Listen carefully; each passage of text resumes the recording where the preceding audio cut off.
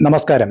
ഇന്ത്യയുമായുള്ള വ്യാപാര ബന്ധം പുനരാരംഭിക്കുന്നതിനെക്കുറിച്ച് ഗൗരവമായി പരിശോധിക്കുമെന്ന് പാകിസ്ഥാൻ വിദേശകാര്യമന്ത്രി മുഹമ്മദ് ഇഷാഖ് ദാർ കഴിഞ്ഞ ദിവസം പറഞ്ഞിരുന്നു.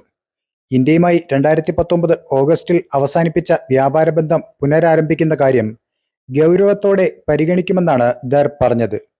പാകിസ്ഥാനിലെ വ്യാപാര സമൂഹം അത് ആഗ്രഹിക്കുന്നുണ്ടെന്ന് പറഞ്ഞ ദാർ, സാമ്പത്തിക പ്രതിസന്ധി വലയ്ക്കുന്ന പാകിസ്ഥാന് ഇന്ത്യയുമായുള്ള വ്യാപാര ബന്ധം പുനഃസ്ഥാപിക്കേണ്ടതിന്റെ ആവശ്യകതയും വ്യക്തമാക്കി. ലണ്ടനിൽ നടത്തിയ വാർത്താ സമ്മേളനത്തിലാണ് ദർ ഇന്ത്യയോടുള്ള നയതന്ത്ര സമീപനത്തിലെ പാകിസ്ഥാന്റെ ഈ മാറ്റം സൂചിപ്പിച്ചത്. 2019 ഇരു രാജ്യങ്ങളും തമ്മിലുള്ള നയതന്ത്ര ബന്ധം മോശമാകുന്നതും വ്യാപാരം അവസാനിപ്പിക്കുന്നതും. കശ്മീരിനെ ചൊല്ലിയുള്ള പാകിസ്ഥാന്റെ കടുത്ത നിലപാടും അവർ ഭീകരവാദത്തെ പിന്തുണയ്ക്കുന്നതുമെല്ലാം വ്യാപാരത്തെയും ബാധിച്ചു. പരുത്തി, രാസവസ്തുക്കൾ, കാലിത്തീറ്റ, പഴം, പച്ചക്കറികൾ, പ്ലാസ്റ്റിക് വസ്തുക്കൾ, ഫിലമെന്റ്, കാപ്പി, ചായ, സുഗന്ധ വ്യഞ്ജനങ്ങൾ, ചായങ്ങൾ, എണ്ണക്കുരുക്കൾ, പാലുൽപ്പന്നങ്ങൾ, ഫാർമസ്യൂട്ടിക്കൽസ് തുടങ്ങിയവയാണ് പ്രധാനമായും ഇന്ത്യയിൽ നിന്ന് പാകിസ്ഥാനിലേക്ക് കയറ്റുമതി ചെയ്യുന്നത്. ചെമ്പ് ഉൽപ്പന്നങ്ങൾ, പഴങ്ങൾ, പരിപ്പ്, പരുത്തി, ഉപ്പ്, സൾഫർ, മണ്ണ്, കല്ലുകൾ, രാസവസ്തുക്കൾ, ധാതു, ഇന്ധനങ്ങൾ, പ്ലാസ്റ്റിക് ഉൽപ്പന്നങ്ങൾ, കമ്പിളി, അസംസ്കൃത തോൽ തുടങ്ങിയവ പാകിസ്ഥാനിൽ നിന്ന് ഇന്ത്യയിലേക്കും എത്തുന്നുണ്ടായിരുന്നു. ഇരു രാജ്യങ്ങളും തമ്മിലുള്ള രാഷ്ട്രീയ സംഘർഷങ്ങളുടെ അനന്തരഫലമാണ് നേരിട്ടുള്ള വ്യാപാരം നിർത്തിവച്ചത്. ജമ്മു കാശ്മീരിന് നൽകിയിരുന്ന പ്രത്യേക പദവി 2019 ഇന്ത്യ റദ്ദാക്കിയതോടെയാണ് ഇരു രാജ്യങ്ങളും തമ്മിലുള്ള നയതന്ത്ര ബന്ധം തീരെ മോശമായത്. ആ വർഷം ആദ്യം പുൽവാമ ഭീകരാക്രമണത്തെ തുടർന്ന് പാകിസ്ഥാന് നൽകിയിരുന്ന ഏറ്റവും പ്രിയപ്പെട്ട രാഷ്ട്രം എന്ന പദവി നീക്കം ചെയ്യുകയും പാകിസ്ഥാനിൽ നിന്നുള്ള ഇറക്കുമതിക്ക് 200% ചുങ്കം ചുമത്തുകയും ചെയ്തിരുന്നു ഇന്ത്യ. എന്നാൽ ഇപ്പോൾ പാകിസ്ഥാന്റെ സമ്പദ് വ്യവസ്ഥയുടെ മോശം അവസ്ഥയാണ് അവരുടെ സമീപനത്തിൽ ഒരു മാറ്റത്തിനുള്ള സാധ്യതയുണ്ടാക്കുന്നത്. പാകിസ്ഥാനെ സംബന്ധിച്ചിടത്തോളം ഇന്ത്യയുമായി സഹകരിച്ച് സമ്പദ് വ്യവസ്ഥയെ പുനരുജ്ജീവിപ്പിക്കേണ്ടത് അവരുടെ ആവശ്യമാണ്. മൻമോഹൻ സിംഗ് സർക്കാരിന്റെ കാലത്ത് വ്യാപാരവുമായി ബന്ധപ്പെട്ട പ്രശ്നങ്ങൾ പരിഹരിക്കുന്നതിന് ഗൗരവമായ ചർച്ചകൾ നടന്നിരുന്നു.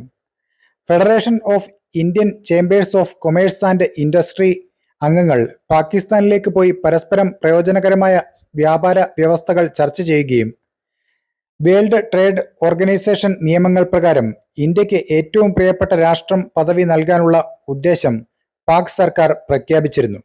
പക്ഷേ പാക് സൈന്യം അതും തടസ്സപ്പെടുത്തി. പാകിസ്ഥാൻ മുസ്ലിം ലീഗ് നവാസ് നേതാവും പ്രധാനമന്ത്രിയുമായ ഷഹബാസ് ഷെരീഫ് പരമ്പരാഗതമായി ഇന്ത്യയുമായുള്ള വ്യാപാര ബന്ധത്തെ അനുകൂലിക്കുന്നുണ്ട്. കഴിഞ്ഞ സർക്കാരിൽ വിദേശകാര്യമന്ത്രിയായിരുന്ന ബിലാവൽ ഭൂട്ടോ സർദാരി കുറച്ചു വർഷങ്ങളായി ഇന്ത്യക്കെതിരെ പരസ്യ പ്രസ്താവന നടത്തുന്ന നേതാവാണ്. അദ്ദേഹത്തിന്റെ പാർട്ടി ഇന്ത്യയുമായുള്ള വ്യാപാര ബന്ധത്തെ പിന്തുണയ്ക്കുമോ എന്ന് വ്യക്തമല്ല. പാകിസ്ഥാൻ സൈന്യവും ഇക്കാര്യത്തിൽ അനുകൂല നിലപാട് സ്വീകരിക്കാൻ സാധ്യത കുറവാണ്.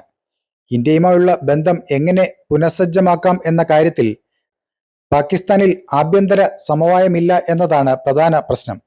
ഇന്ത്യയുമായുള്ള വ്യാപാരം പാകിസ്ഥാന് വലിയ തോതിൽ ഗുണകരമാകുമെങ്കിലും ഇക്കാര്യത്തിൽ രാഷ്ട്രീയ സമവായമില്ല.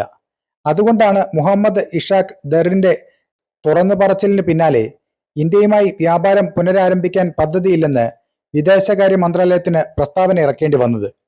ഇന്ത്യയുമായുള്ള ചർച്ചകൾ പുനരാരംഭിക്കാൻ ആർട്ടിക്കിൾ 370 റദ്ദാക്കിയ തീരുമാനം പിൻവലിക്കണമെന്നാണ് അവർ ആവർത്തിക്കുന്നത്.